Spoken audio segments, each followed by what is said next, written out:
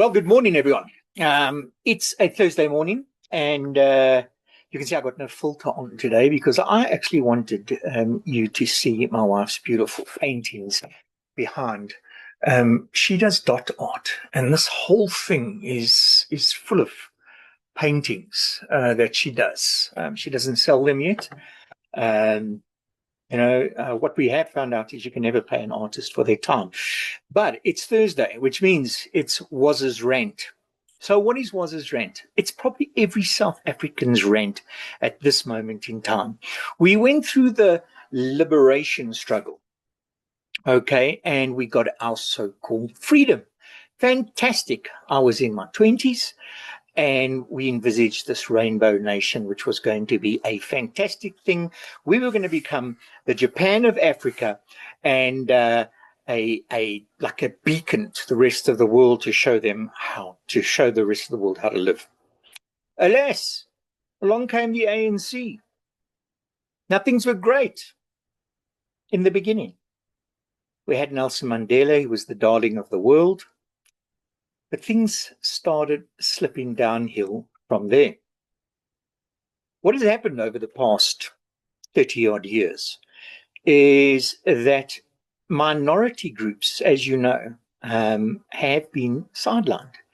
Now, imagine this. The white population at this moment in time, I think, is 7% of the population. Used to be 20% because people have just left.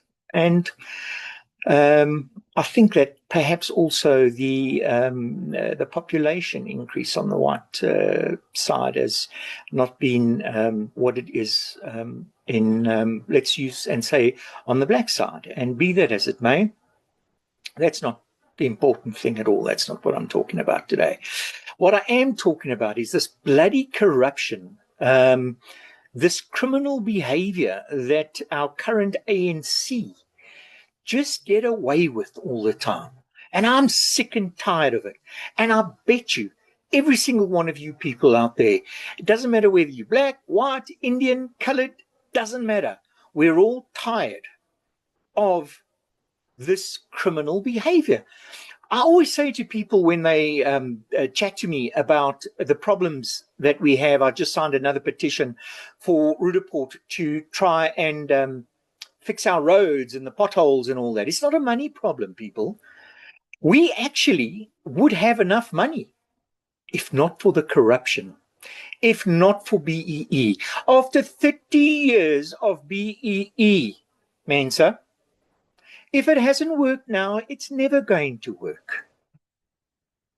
BEE's only enriched some elites at the top. If you look at all the money that's come through, all the controversies. I mean, we had the Zondo Commission. How many millions of rands did we spend on the Zondo Commission? And nothing, absolutely nothing helped. So where to from here? Man, I don't know. I was a little bit disappointed at seeing John Steenhuisen in the White House with Squirrel, and he seemed to be somewhat of a lapdog or a lackey. I mean, that Ramaphosa even said to him, "There's my white minister." I mean, what does that prove? What is that about? Who cares what color the minister is? My white minister. What we want is we want capable people. Now, look, I've got to say that as far as the DA goes, the ministers that they have put in place have been doing really good stuff. So kudos to them. But we need more, peeps. We need more. So what we need to do is stop voting ANC. I think their time has come and gone. Let's start voting for ourselves. The other thing that we need to do is we really need to encourage the youngsters to vote. I mean, we've got a 60% unemployment rate in our youth, and that's up to the age of 25, by the way. I mean, by the time I was 25, I was already in my Mr. Delivery days, really living the life of Riley. And these kids don't have jobs. What are we doing? What are we doing for the youth? So encourage the youth to please go and vote. and talk to them, educate them. If at the end of the day they want to vote for the ANC, after you have educated them on what a vote entails, that's it. I will stand for their right to vote for the ANC. I really will. Okay. I'm hoping that they don't. I'm hoping that, in fact, if I had my way, the UIM under Neil de Beer would actually be, the majority party. I don't think that'll ever happen. And that's not necessarily a bad thing, but I do think that they have a place.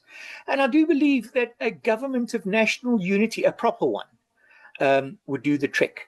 This government of national unity that we have, the ANC still think they're the bosses.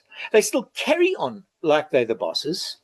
And no one can do or say anything.